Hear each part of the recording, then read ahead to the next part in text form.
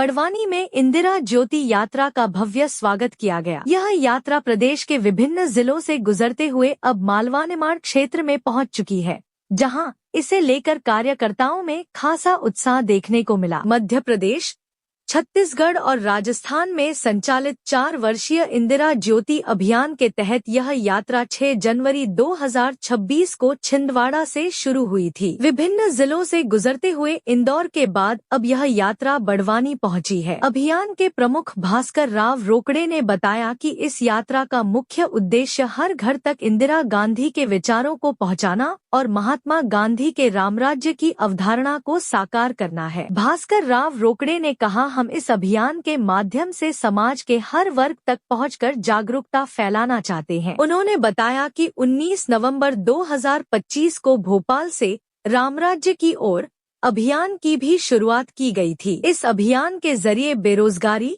श्रमिक अधिकार, कृषि सुधार और सामाजिक न्याय जैसे अहम मुद्दों पर जन जागरूकता बढ़ाई जा रही है। बड़वानी में यात्रा के स्वागत को लेकर अर्जुन कराज भवन में सभा आयोजित की गई। सभा का संचालन सुनील यादव ने किया। इस दौरान राजपुर विधायक बाला बच्चन, विधायक राजन मंडलोई, जिला अध्यक्ष और पूर्व नगर पालिका चौहान सहित बड़ी संख्या में कार्यकर्ता मौजूद रहे। इंदिरा ज्योति यात्रा आगामी दिनों में प्रदेश के अन्य जिलों में भी पहुंचेगी, जहां इसके माध्यम से जन जागरूकता अभियान को और तेज किया जाएगा। ये इंदिरा ज्योति यात्रा जो प्रारंभ हुई है, तो ग्रामीण क्षेत्र और जन जन तक कैसे पहुँचा? ये जो इंदिरा ज्योति यात्रा आज भास्कर राव जी हमारे बड़वानी में लेके आए हैं, उन्होंने एक रूपरेखा बनाई है। इसमें समन्वयक और कोऑर्डिनेटर हमारे नियुक्त होंगे और हमारे जो कांग्रेस की पूर्व प्रधानमंत्री आदरणीय इंदिरा गांधी जी के बारे में और उनके कार्यों के बारे में जन जन तक पहुँचाने के लिए हमारी टीम है। हम उनकी ट्रेनिंग प्रोग्राम भी करेंगे और इंदिरा जी के जो देश हित में जो कार्य किए हैं, वो क्रांतिकारी कार्य हुए हैं, उनको जन जन तक पहुँचाएंगे। आप जानते हो कि इंदिरा गांधी ने आज आदिवासी हमारे क्षेत्र में उनको माँ की तरफ पूछते हैं और आज भी इंदिरा गांधी के कार्यों को लोगों ने याद कर रखा है। हम उनको जाकर वापस उनकी मेमोरी। हमारा यात्रा जो प्रारंभ हुई है, उसका उद्देश्य क्या है? देखिए, मैं समझता हूँ कि गुरुदेव आदरणीय श्री भास्कर राव रोकड़े जी ने इंदिरा ज्योति यात्रा को जितना जो स्पष्ट कर सकते तो उन्होंने की है। उन्होंने ये बताया है, मैं उसको रिपीट नहीं करना चाहता हूँ कि 6 जनवरी 2026 को छिंदवाड़ा से यात्रा की शुरुआत हुई है और इस यात्रा का जगह जगह स्वागत हो रहा है और यात्रा का नाम इंदिरा ज्योति यात्रा है और अभी बुरहानपुर, खंडवा और खरगोन होते हुए बड़वानी में आई है।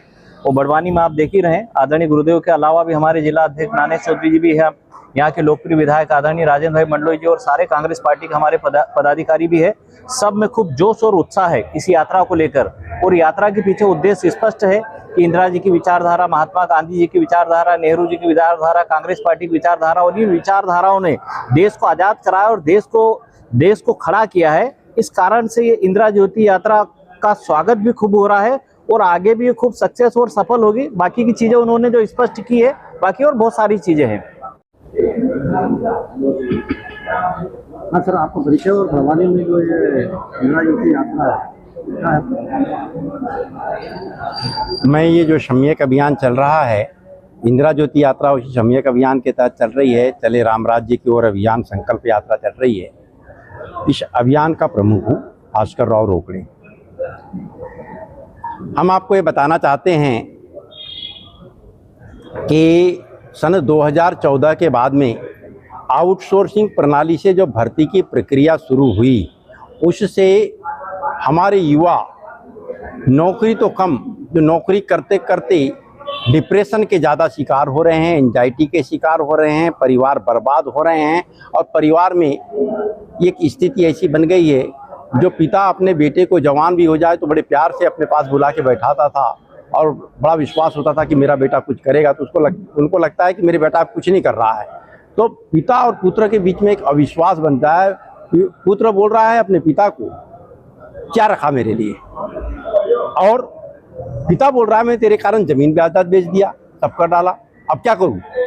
मतलब क्योंकि वो पुत्र पढ़ लिख करके पहले बोलता था, पहले उसका एक डायलॉग होता था, स्कूल कॉलेजों में जाता था पढ़ने, तब वो एक बोलता था, मुझे अपने माता पिता का स्वप्न पूरा करना है। कभी कोई पढ़ने वाला स्टूडेंट ये नहीं बोलता कि मुझे अपना स्वप्न पूरा करना है, वो हमेशा एक डायलॉग देता है, मुझे अपने माता पिता का स्वप्न पूरा करना है। एक समय ऐसा आ जाता है कि उसके बाद में स्वप्न पूरा करना तो दूर, अगर उसने एजुकेशन लोन ले लिया है तो एजुकेशन लोन की जो किस्त आती है उसको पटाए कैसे।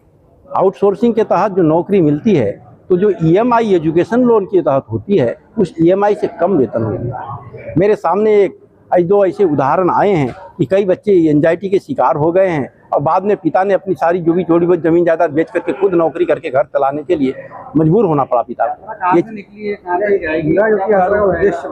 इंदिरा ज्योति यात्रा इंदिरा जी के विचारधारा पर ही केंद्रित सम्यक अभियान शुरू किया गया। सम्यक अभियान की आदर्श इंदिरा गांधी ही है और इंदिरा गांधी को इन्होंने अचानक संविधान की हत्या करने वाली बता करके 25 जून को संविधान हत्या दिवस घोषित कर दिया गया था, जो कि अमेरिका की साजिश से बचाने के लिए देश में अस्थिरता पैदा न हो इस हेतु आंतरिक आपातकाल उस समय लगाया गया था, जो कि पूर्ण रूपेण संवैधानिक था।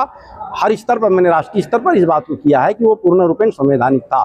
उसको असंवैधानिक इतने सालों के बाद बता करके और संविधान हत्या दिवस घोषित किया गया, तो मैंने पूरे देश में बात उठाई कि भाई अगर संविधान की हत्या 50 साल पहले हो गई तो देश किस संविधान के तहत चल रहा है। इस बात को जन जन तक पहुंचाने के लिए हमने इंदिरा जी के कार्य, विचार, उनने उस समय कितने क्रांतिकारी परिवर्तन लाए थे, उन सारी चीजों को जन जन तक, हर घर हर द्वार तक पहुंचाने के लिए 4 वर्षीय इंदिरा ज्योति अभियान चलाया है। और उस अभियान के तहत ही महात्मा गांधी ने 6 जनवरी 1921 को छिंदवाड़ा में जिस स्थान से असहयोग आंदोलन शुरू किया था, उसी स्थान से 3 राज्यों के लिए हमने इंदिरा ज्योति यात्रा शुरू किया है। इसके साथ साथ में महात्मा गांधी की अवधारणा के अनुरूप चले राम राज्य की ओर अभियान संकल्प यात्रा भी शुरू की गई है, जो यात्रा आज आपके जिले में आई है और इसके बाद में पूरे प्रदेश के भ्रमण के बाद छत्तीसगढ़ और राजस्थान तक जाएगी। JTV न्यूज से जुड़े रहने के लिए हमारी खबरों को लाइक और शेयर करें, हमारे चैनल को सब्सक्राइब करें और अपडेट रहे हर छोटी बड़ी खबरों से।